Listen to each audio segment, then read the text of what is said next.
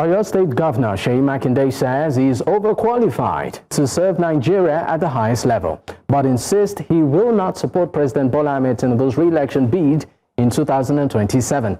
Speaking during a media chat in Ibadan, Makinde addressed growing speculation about his presidential ambition and the deepening crisis within the People's Democratic Party.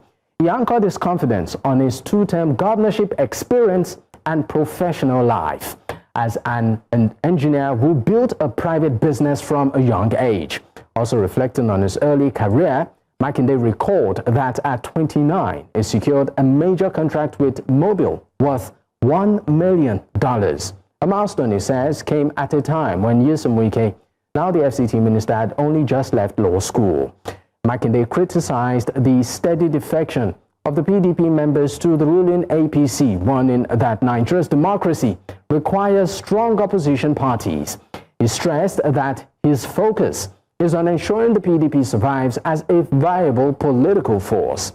The governor also revealed details of a private meeting with President Bola Tinubu, the FCT minister Nyesom Wike, where Wike reportedly pledged to hold the PDP for the president ahead of 2027. The governor said he was shocked by the declaration and made it clear that he would not follow that path. Take a listen. I was in a meeting with the president and Wike. And I'm saying this, in an open chat. The president's chief of staff was also in that meeting, and a few others.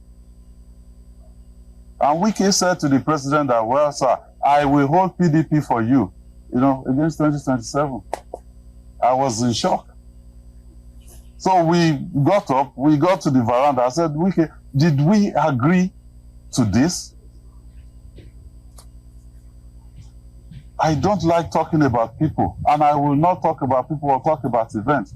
But I'll talk about the real issue. The real issue is that Wike would like to support the president for 2027. That's fine. It is within his right to do that. But also some of us that want to, ensure that democracy survives in Nigeria. We don't drift into a one-party state, and we want to issure that PDP survives. It should also allow us to do our own thing. That is just the issue between me and Wike. And I confided in a mutual friend of us after that meeting. And I kept thinking, okay, the president did not ask him, do this for me. He was the one that volunteered that I will do that. So when I was telling our mutual friend, I said, look, maybe he was talking about an errand that the president never sent him. So let's watch, let's engage him. Let's see if he will back off. But he never did. So after he didn't back off, I said, well, now it's time to confront him. Because I told him from that day that I will never be a part of this. And that is why I will not be supporting the president for 2027. Wike can support him, he's within his right, but also it is within my own right to decide within the political space who I will support or what I will do in 2027. The governor did raise a lot of dust in that chat. Well, joining me this evening to unpack all of this and look at it from various angles is Diran Odeyemi, who's the former National Publicity Secretary of the People's Democratic Party, and also Olalikon Anjolaya is a political scientist and a public affairs analyst. Gentlemen, thank you for your time. Thank you for having me. Too much. I'm happy to be with you. All right, let me start with you, Mr. Diran Odeyemi. You are still a member of the People's Democratic Party, and this media chat that did happen, I also know, we'll get to the part where I know that Governor Makinde's rise to becoming governor in Oyo State, you played a role in it. We'll get to that. But I would also like you to speak generally on some of the issues that he raised. The fact that he said that he made $1 million in terms of a contract that he got at the age of 29 while the FCT minister, was just leaving law school. He also said that the FCT minister voluntarily said he would hold the PDP for Mr. President ahead of 2027. For him, that threatens multi-party democracy. For you, sir, looking at some of the things that have been raised in this media chat by the governor of Oyo State, and as a member of the People's Democratic Party, would you say that Mr. Governor here is in line, or did he step out of line here? Thank you very much.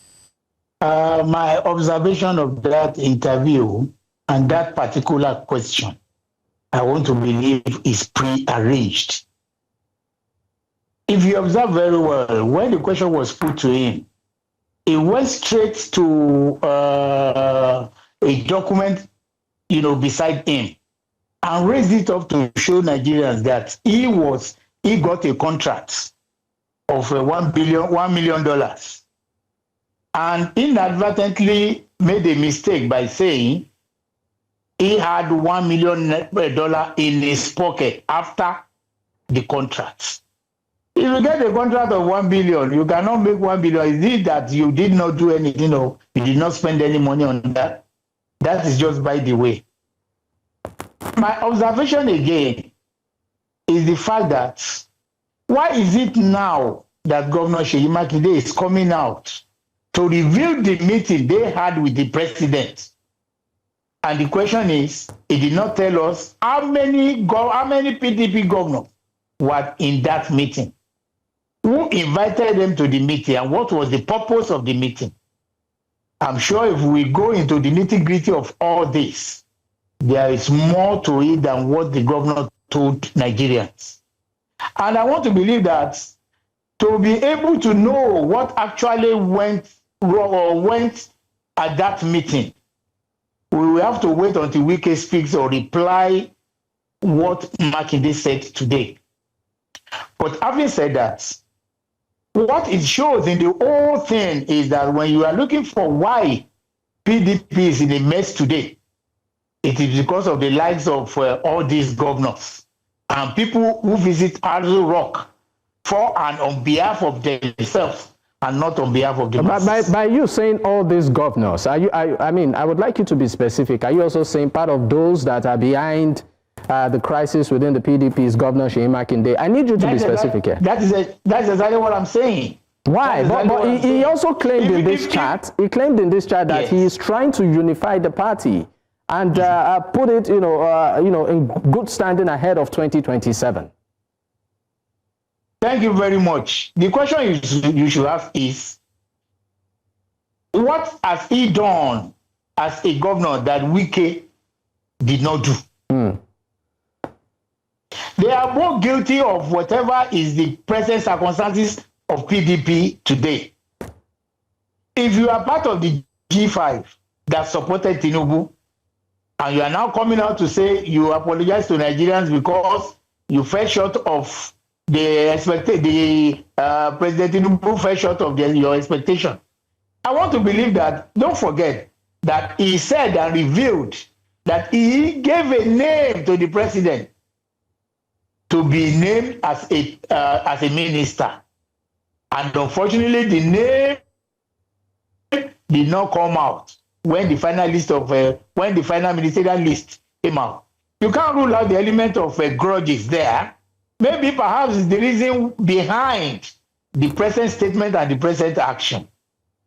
If you ask me, who are the people who made PDP to fall today?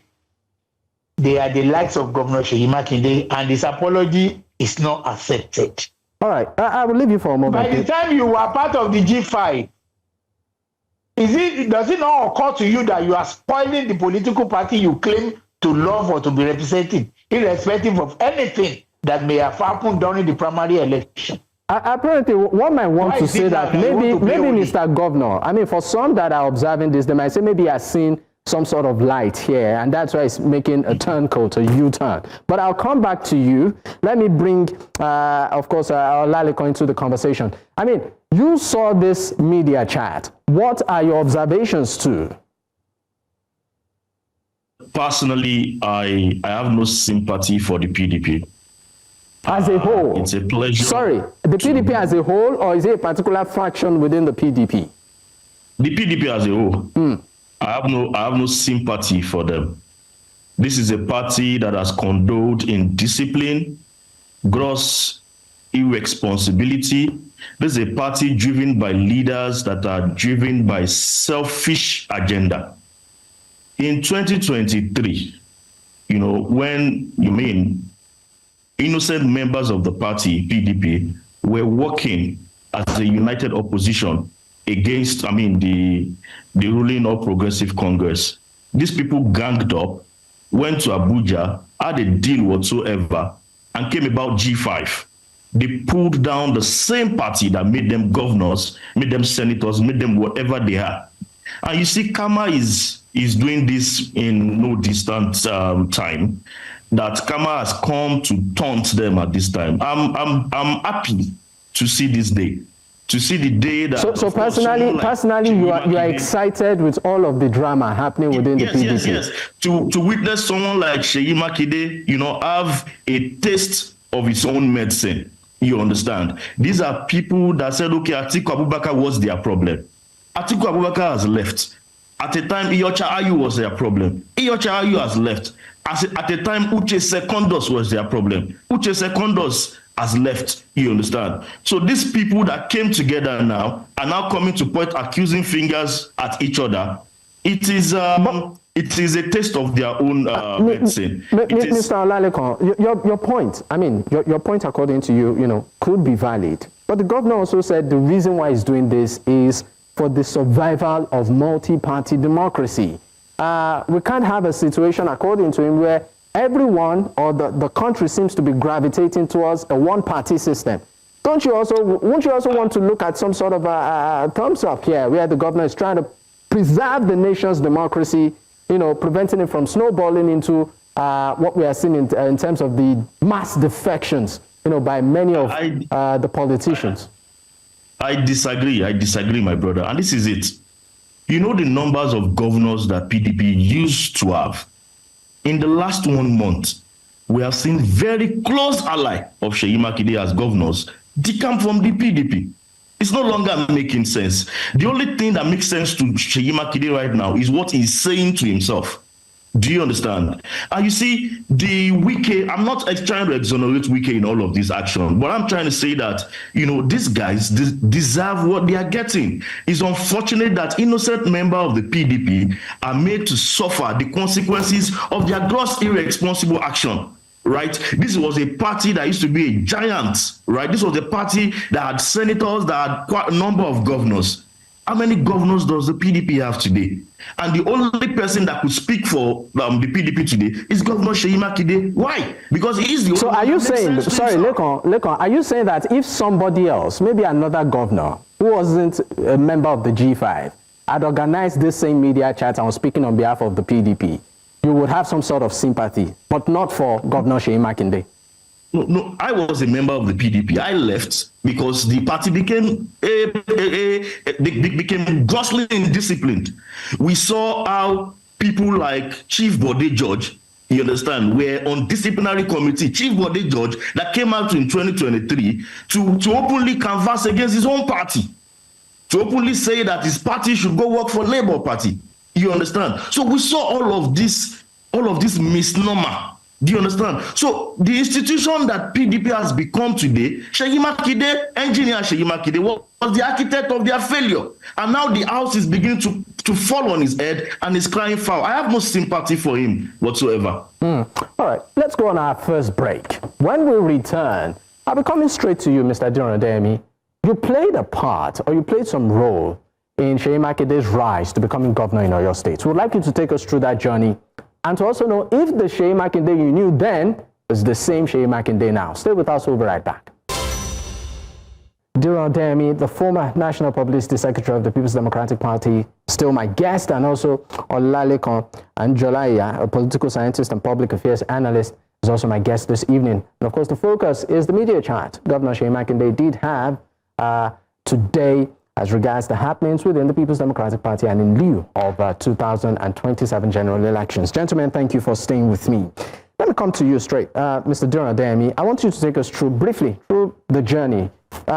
You, I believe at that point, you were the National Publicity Secretary of the People's Democratic Party when Governor Seyi Makinde was vying to be governor of Oyo State. You played a role then. I'd like you to briefly take us through what transpired, and if the governor you knew, or the Seyi Makinde you knew then, is still the same engineer Seyi Makinde that, we're seeing now. And maybe some things that happened in between that we do not know. For this question, and I will answer it without insulting Governor Seyi Makinde, but I will just straight as it is. Governor Seyi Makinde is now a changed person. Power has changed him completely. And I'm saying this with all emphasis. Is it by change? Do you mean good change or bad change? Sorry, good or bad? Is the change good or bad? Oh, bad, extremely bad. He has become excessively arrogant, and he's taking governance as if he's doing a private business. Come to Oyo State, come and speak with politicians. There is no politician in Oyo State today, not only in Oyo State, even in Nigeria, that assisted Governor Seyi Makinde to become who he is today, that he still relates with. No one. Is it the Mulika to Adiola that introduced him to Wike and was taking him around that we want to talk about? Or even all the politicians in Oyo State? Seyi Makinde is on his own. And according to him, he has retired all these politicians without benefits. That is his statement. He now runs the business of governance as a private enterprise. He has changed completely. He no longer picks calls of politicians. And I wonder what will become of him when he leaves office in the next 17 months. We are counting dates. We are counting months in Oyo State. Governor Seyi Makinde, unfortunately, is accusing other politicians of the same crime he is committing. Recently, I sent a note to him. I sent a message to him just to remind him that there has been governors in the past who more or less tried to destroy the ladder through which they climbed up. That these politicians that he's despising now, he will still need them in a way. And I wonder how he's going to get the support of PDP, even nationally. The remnant of the governors that remains in PDP, to realize that presidential ambition. I'm waiting, and we are looking. So are you saying that his presidential ambition is a facade? That is what is driving him now, and that is the essence of this press interview that you are seeing. This is the first time Governor Seyi Makinde will call the press and say yes, he wants to talk to them. He doesn't even believe in media chats until when he realized that he can use it just the way Wike has been using it. And what you saw today is just the beginning of his presidential campaign. And I am telling you, and I'm assuring you, that when the time comes, he will be on his own. I've told him that there is an example of a governor who even did well, better than him, when he contested. That is a late Ajimobi. When he contested even for the senatorial district, for the general election in Oyo State, he lost to an ordinary former commissioner in Oyo State. His fate is going to be worse than this. Governor Seyi Makinde doesn't have a political tentacle of friends anymore. He is on his own, and you can investigate what I am saying. I'm saying it boldly and live to Nigerians. So you are saying it with all confidence that Governor Seyi Makinde is on his own. I'll leave you for a moment and come to Lekon. Lekon, I'd like you to speak about the survival of multi-party democracy in this current time. You said that you have defected also from the People's Democratic Party.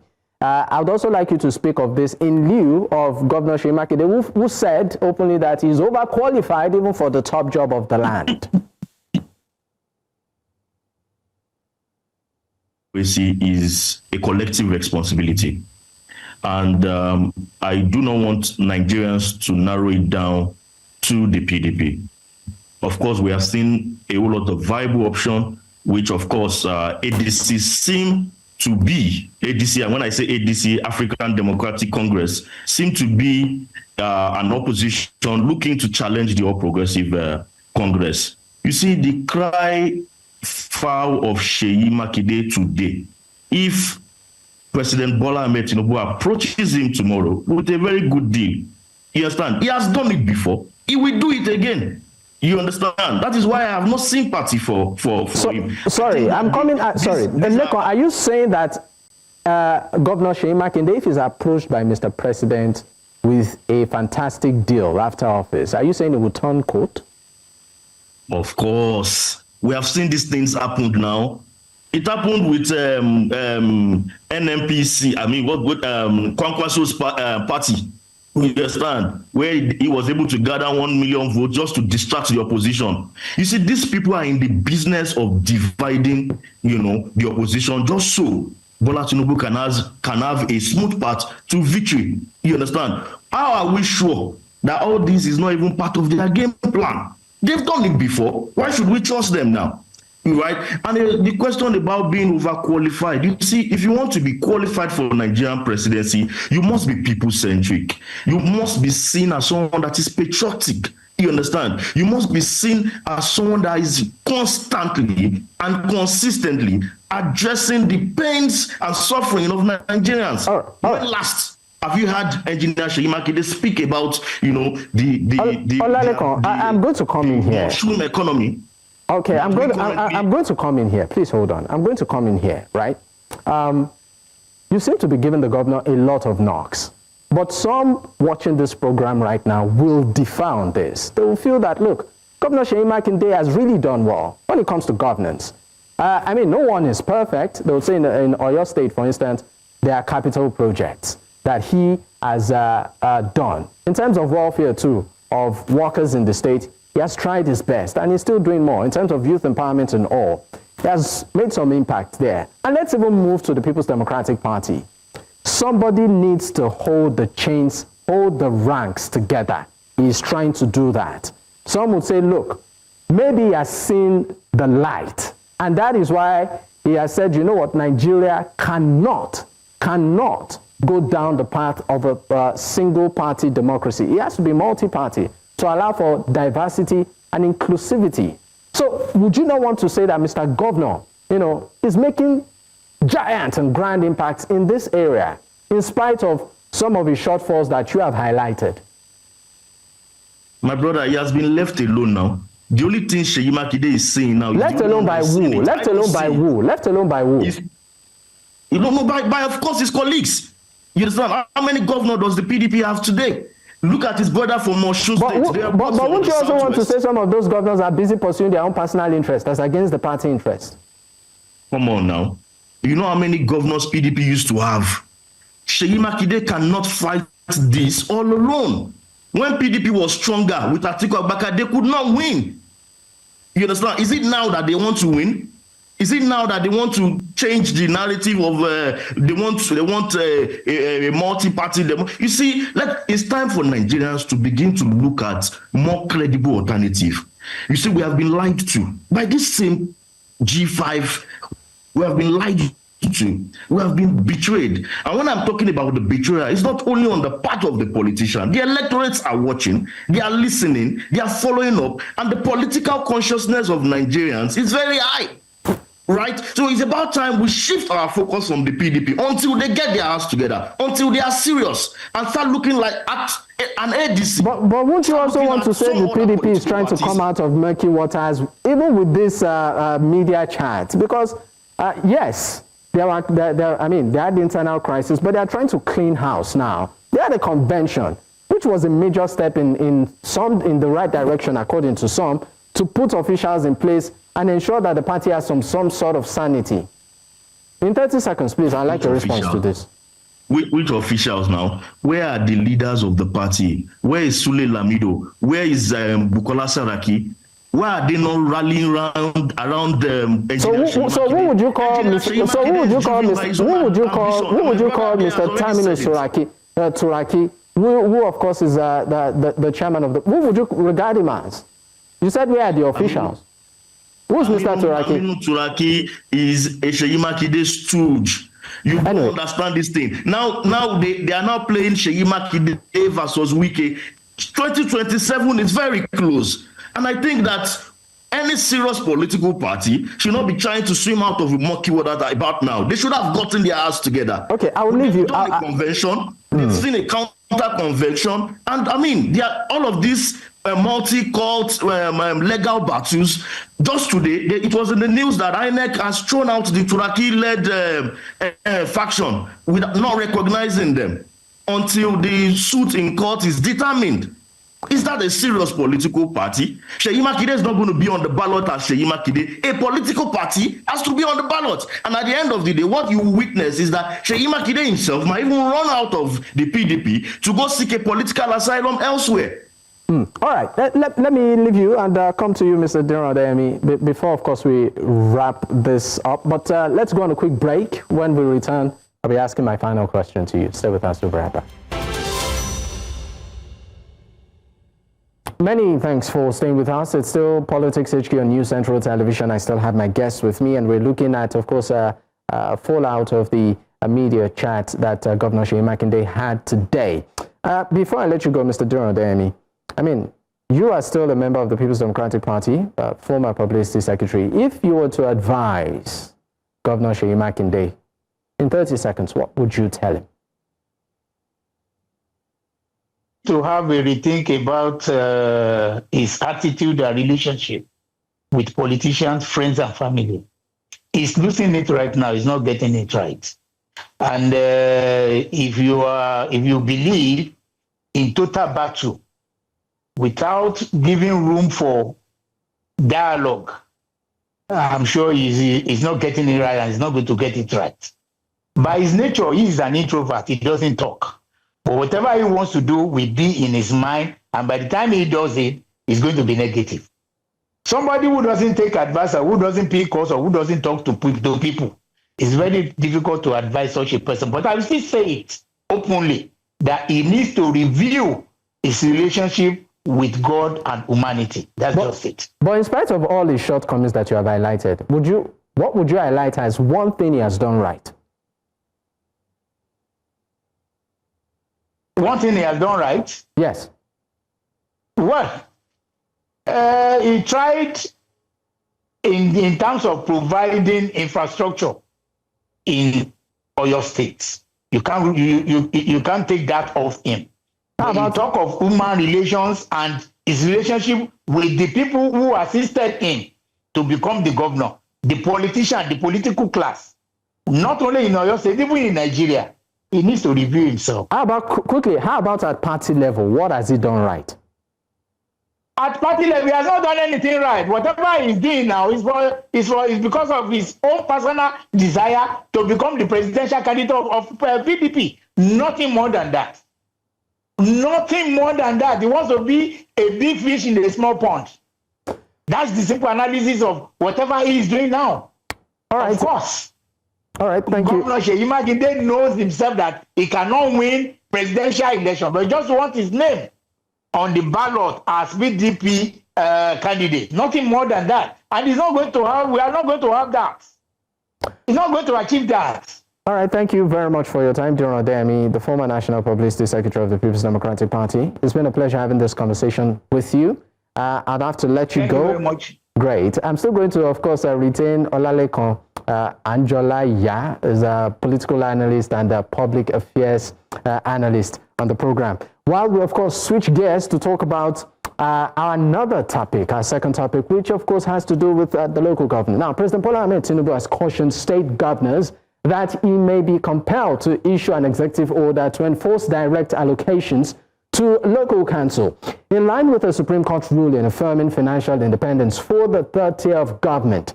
Speaking at the All Progressives Congress National Executive Committee meeting in Abuja, the president reiterated that compliance with the court's judgment is essential warning that continued violation could trigger federal intervention.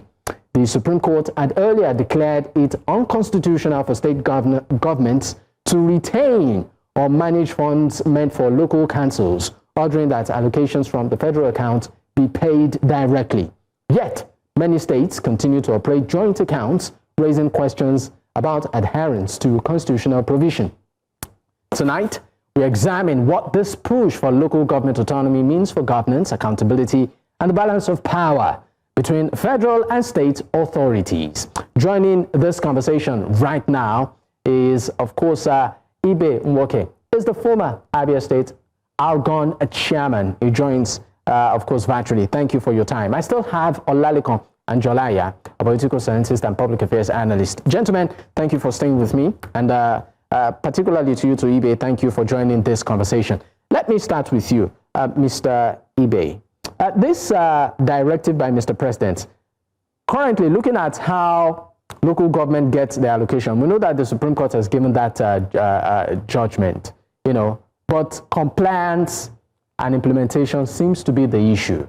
I mean, from what you know, what are the bottlenecks? And can we categorically say that some local governments have started getting their allocations directly? My brother, thank you for having me.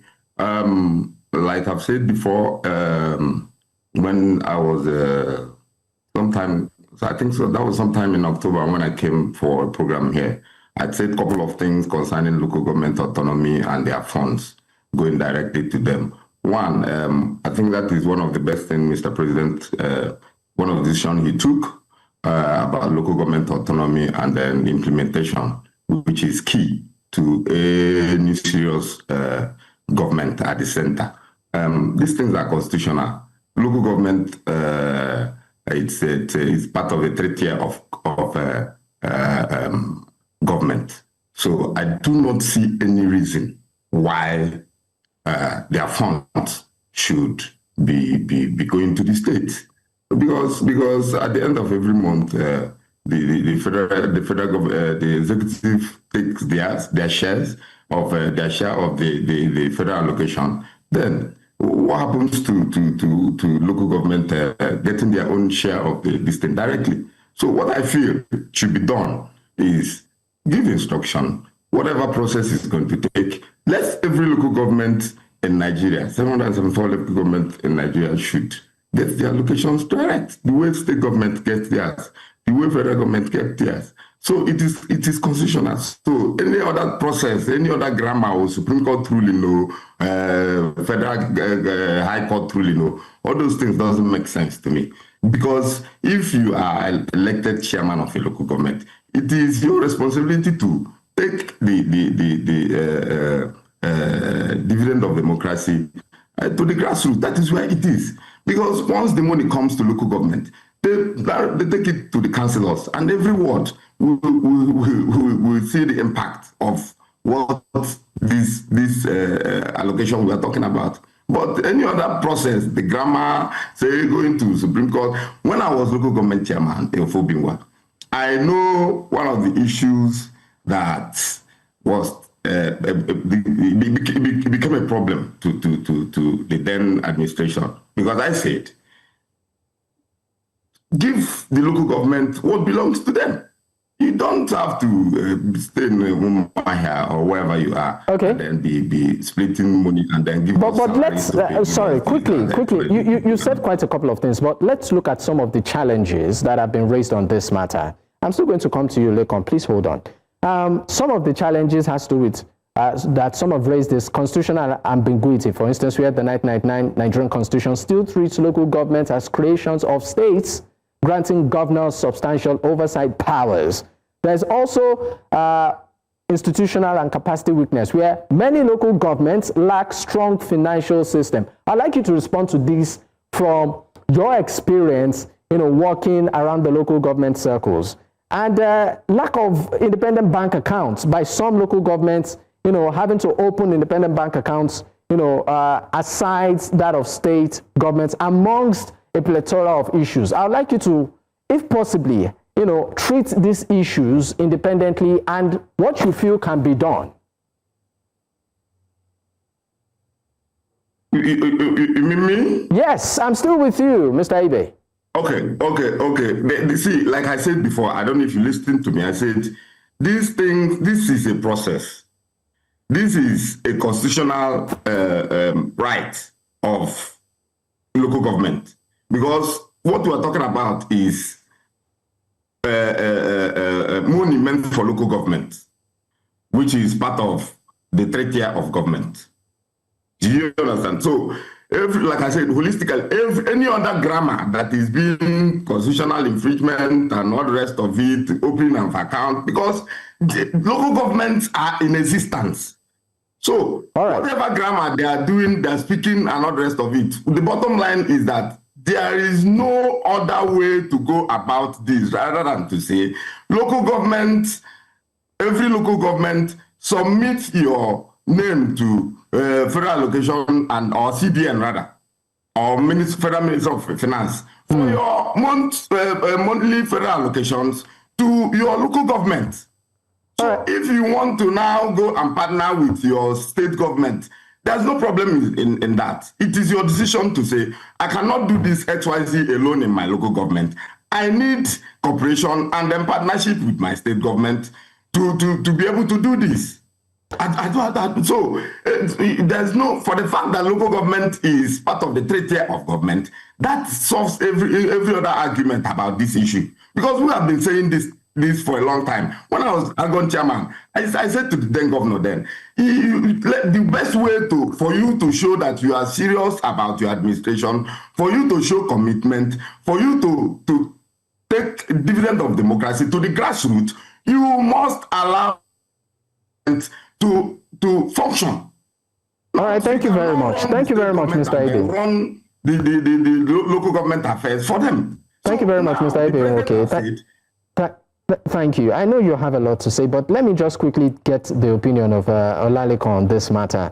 Olaleko, particularly with according to, of course, Mr. President, the federal government having to get involved in a way of enforcing compliance. Some are saying, is this even within the rights of the FG, to step in here? And what do you consider the bottlenecks here? Why do you think this local, I've highlighted some issues, but why do you think these local governments are not getting the allocations directly yet? In 30 seconds.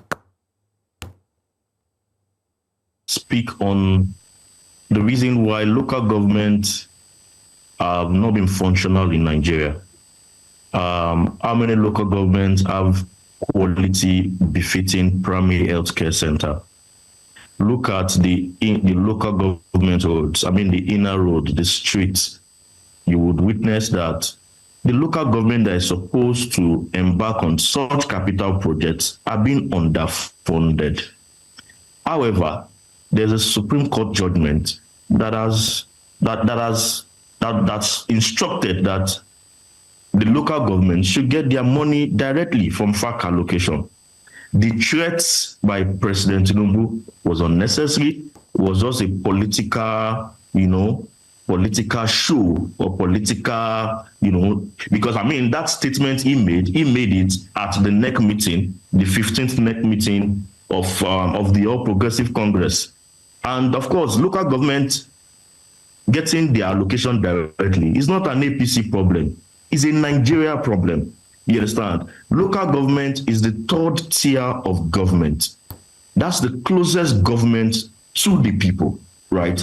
And that local government should be able to attend to be functional. To attend to the yearnings of the people at that grassroots. The system of government that we practice in this country is such that power is so much concentrated at the center. You understand? So it is, if local government right now in any state are not getting their money directly from FAC allocation, that's unlawful. You understand? Because we have a Supreme Court judgment that says that they should get there. So President Tinubu do not need to threaten. He just needs to do what is right, because he swore by the oath, you understand, to uphold the rule of law. You understand? So while the talk, while the threats, when you can do what is right as the sitting president. All right, I'll come back to you, Olalekan. We'll go on our final break. When we return, of course, we'll be taking our final thoughts on this. Stay with us, we'll be right back. All right, at this point, we are still looking at local government allocation and, of course, the implementation of this ruling by the Supreme Court. I still have my guest with me. Before I let you go, because we are winding down, Mr. Wike, if you were to make recommendations as to the speedy implementation of this directive, from a point of experience, because you were part of the system, in 30 seconds, what would you recommend? My brother, once again, like I said before, and I have been saying this even when I was chairman of Argon and the chairman of Obimba local government, I have said this over and over again, both written and then publications, national televisions, radio programs, and all the rest of it, that local government funds belongs to local government. For the fact that the Constitution of the Federal Republic of Nigeria has it that local government is part of the three tier of government. Federal government, state government, and then local government. Federal government gets their allocation direct. State government gets their allocation direct. Then why is it now a problem for local government to get their allocation direct? There is no serious government that should not encourage local government funds to go direct to the local government. Whatever they decide, however they decide to partner with the state government, is their business. All right, thank you very much. What I'm saying is that it's not supposed to be a political... thank you very much. Thank you. I know that there's a lot that you need to say, but this is the bit time will permit. Thank you so much. Olalekan Anjolaya is a political scientist and public affairs analyst. Thank you for your time. And also Mr. Ibe Nwoke, a former Abia State Argon chairman. Of course, joining virtually too. Gentlemen, thank you for your time. Well, at this point, this is where we close the curtains. In case you missed out, you can catch up on our YouTube platform. That's at News Central TV. You can also choose to follow us on social media. The handle is down on your screen. You can choose to follow me personally at Dakpo Adigboye. Until I come your way again, good night.